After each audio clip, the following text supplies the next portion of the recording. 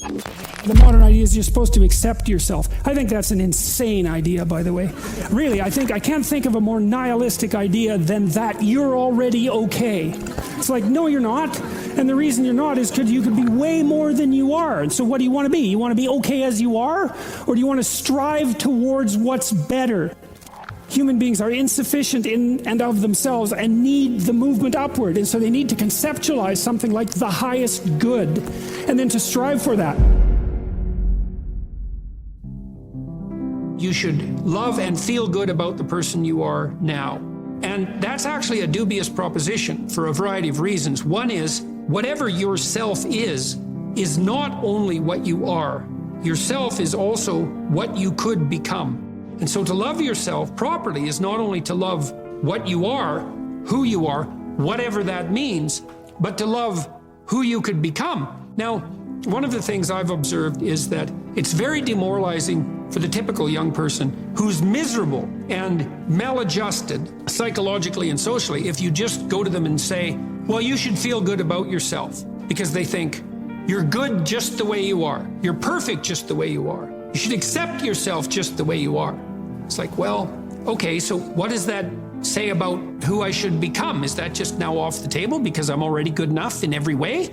So am I done or something? What about who I should become? And then, well, how should I feel good about myself when I don't? Because I'm not getting along with myself. I'm anxious and hopeless and nihilistic and depressed, and I'm not getting along with other people. So how is it that that's all somehow something I should feel good about without being deluded?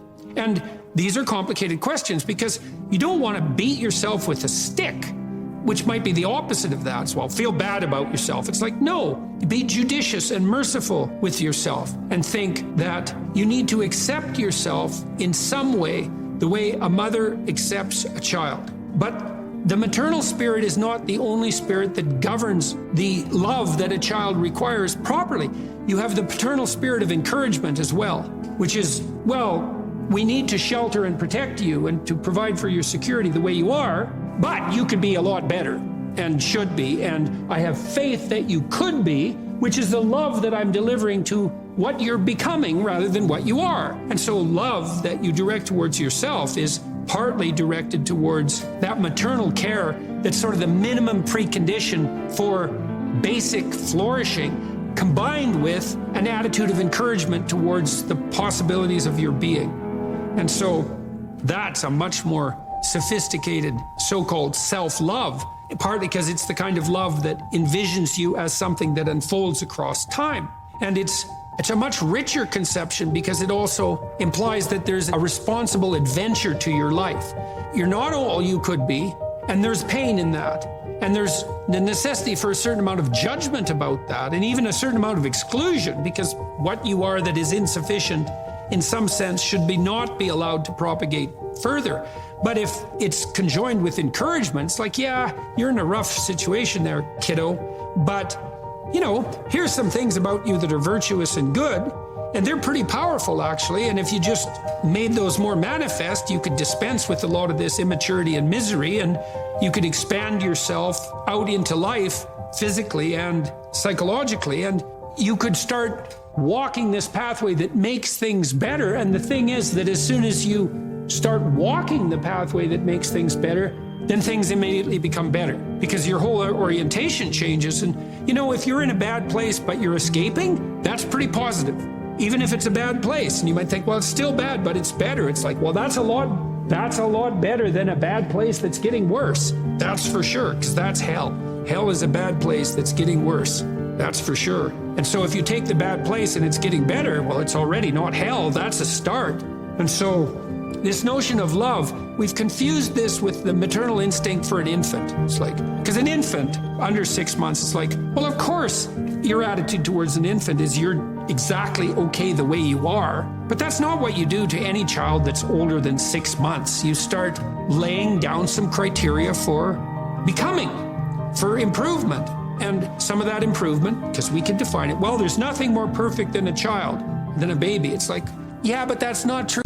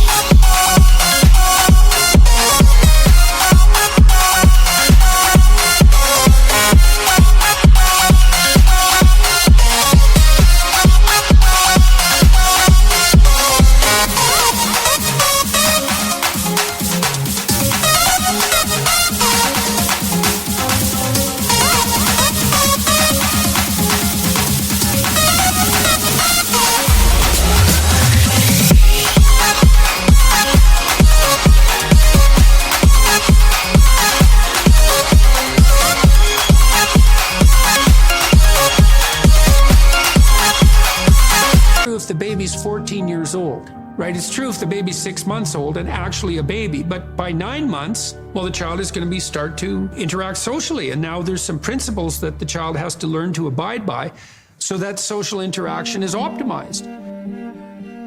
You want to take the infant who's entirely dependent and turn them into something that's autonomous and then socially integrated, and then socially integrated in a manner that's moving them towards individual responsibility.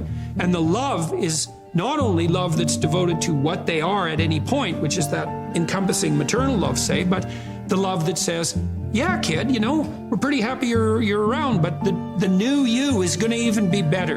And that's encouragement, and that's part of love. It's half of love, that's for sure. And you want to direct that to yourself as well. It's like, you don't want to judge who you are so harshly that you just destroy yourself and everything is cast into the pit. You want to take a look at yourself and say, look, you know, you're a person among persons and you have intrinsic worth and you have your flaws, your sins, your domain of ignorance and inadequacy, but that doesn't mean that you're entirely worthless because of that. You have a base level value. That's the intrinsic worth, let's say, that's reflective of the fact that you're made in the divine image. In the most fundamental sense, you have intrinsic worth, and that's due a certain degree of baseline love. But there's the becoming problem. It's like, well, especially when you're young, most of you is still in the becoming.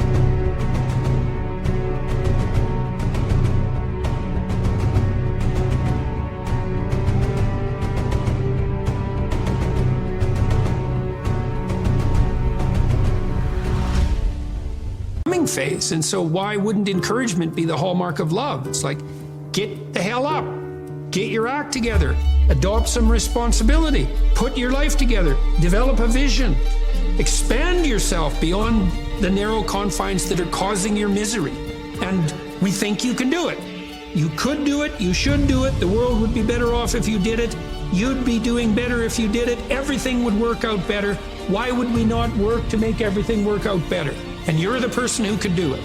And you tell young people that, and they think, well, no one ever told me that before in that way. And they think, well, maybe I should get my act together. And then they go out and try to get their act together. And they think, well, turned out that worked. And I'm less miserable. I could try doing it a little bit on a broader scale. And they try that, and they think, wow, people seem a lot happier with me. I have more friends, and I'm more popular, and I'm a little more physically attractive because I'm standing up a little bit straighter. And then away they go and unfold, man. Be a force for good in the world. And that'll be the adventure of your life. When you're getting ready in the morning, when you're working, or when you're simply looking to open your mind, download Mindset and listen to your favorite inspirational speeches of all time. Your brain is the most powerful weapon in the world.